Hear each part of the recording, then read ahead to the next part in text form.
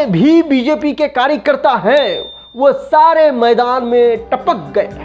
हक और बातिल की लड़ाई हो रही है। किसानों के ऊपर गोले बरसाए, आंसू गैस बरसाए, और आखिर क्यों वो लोग परेशान हैं? उसके परेशानी किसी को नहीं। लोग ऐसे बोल रहे हैं कि लगता है कि इसके बाप के हिंदुस्तान है। किसान एक तरफ आंदोलन कर रहे हैं अपने भविष्य के लिए, वहीं पर हैदराबाद में बलदिया का चुनाव है।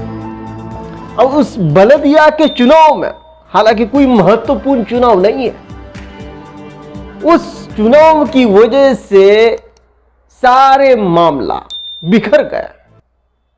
जितने भी बीजेपी के कार्यकर्ता हैं वो सारे मैदान में टपक गए। भी यहां तक कि अमित शाह गृह मंत्री भी टपक गए, जेपी नड्डा भी टपक गए। और 2 दिन पहले एनडीटीवी वाले अपने न्यूज में भी छपा दिए थे कि प्रधानमंत्री भी टपकने वाले हैं।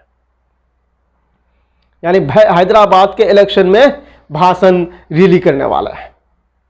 जमहूरियत है, आप लोग कर सकते हैं, मगर वोट पाने के लिए, और वोट की यहां पे बात नहीं है, यहां पर बात यह है हिंदू और मुसलमान की, हक और बातिल की लड़ाई हो रही है।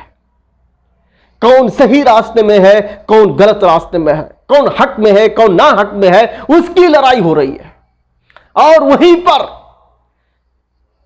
दिल्ली आते समय किसानों के ऊपर गोले बरसाए, आंसू गैस बरसाए, और इस ठंडी मौसम में पानी बरसाए। आप सोच सकते हैं कितना गलत गलत हरकत कर रहे हैं।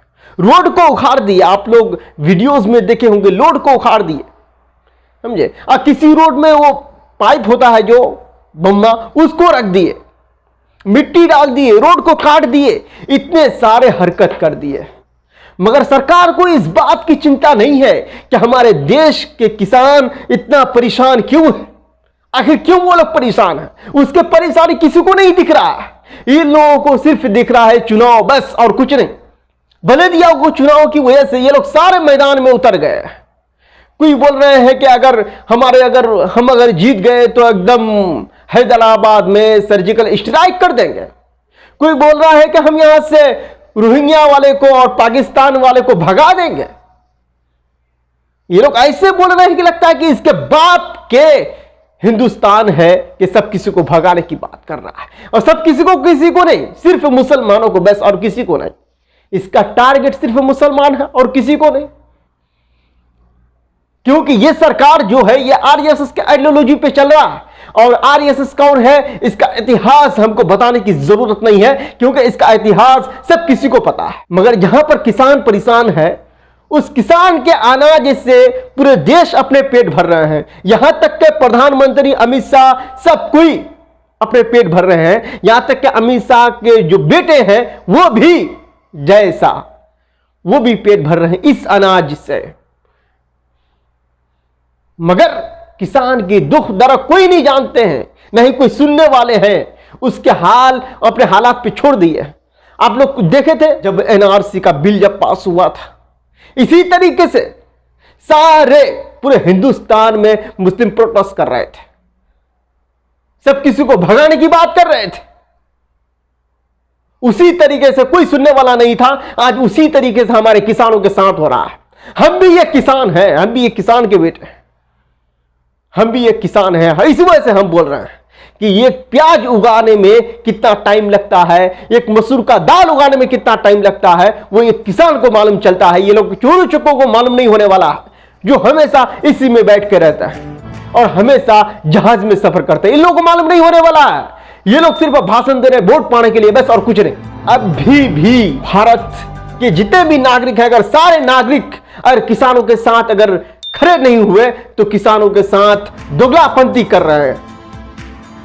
सरकार भी दुगलापंती कर रहे हैं, और जो किसान के विरोध कर रहे हैं वो भी दुगलापंती कर रहे हैं। और जो दुगलापंती कर रहे हैं उन लोगों को किसानों का अनाज नहीं खाना चाहिए, चाहे चावल हो, दाल हो, आटा हो, कोई भी चीज हो, कि कोई भी चीज नहीं खानी चाहिए। ना हो, सारे भारतवासियों से मैं कहना चाहता हूं कि आप लोग किसानों का साथ दीजिए। और जितने भी किसान हैं, चाहे वो उत्तर प्रदेश हो, बिहार हो, बंगाल हो, असम हो, तमिलनाडु हो, केरला हो, उसके बाद आंध्र प्रदेश हो, कहीं का भी किसान हो, सारे किसानों को एकजुट होकर लड़ाई लड़नी चाहिए। मगर कहीं का भी किसान नहीं दिख रहा है, नहीं बंगाल का दिख रहा है, नहीं असम का दिख रहा है, नहीं बिहार का दिख रहा है, नहीं यूपी का दिख रहा है, नहीं मध्य प्रदेश का दिख रहा है, कहीं का नहीं दिख रहा है। सिर्फ और सिर्फ पंजाब और हरियाणा के दिख रहे हैं। क्यों? ये बिल जो लेके आए हैं सिर्फ हरियाणा और पंजाब वाले के लेके आए हैं, बाकी किसी स्टेट। मेरे भाई अपने आंखों को खोलिए आप लोग, नहीं वो दिन दूर नहीं है कि आपके जो जमीन है वो भी छीन लिया जाएगा आप लोगों से।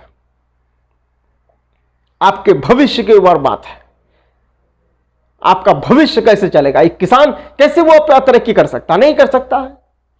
इसी वजह से मैं सारे भाइयों से आग्रह करना चाहता हूं कि आप लोग फुल बहुमत के साथ प्रोटेस्ट करिए मुझे, और खूब प्रोटेस्ट करिए। इस सरकार को ये बिल वापस लेनी चाहिए, हर हालत में वापस लेनी होगी इंशाअल्लाह ताला, अगर हम सब एक साथ होंगे तब था। वैसे सब कोई आजकल बोल रहे हैं, सब कोई माशाअल्लाह, हम किसी को भी मूर्ख या बेवकूफ नहीं समझ रहे हैं, सब कोई समझदार है और सब कोई बोलने वाला है। बस खाली ट्विटर पे या फेसबुक पे बोलने से नहीं होगा, जमीन पर उतरना पड़ेगा। जमीन पर उतरने के बाद ही हमारा मसला हल हो सकता है, नहीं तो नहीं होगा। किसानों का साथ देना चाहिए, सब किसी को साथ देना चाहिए।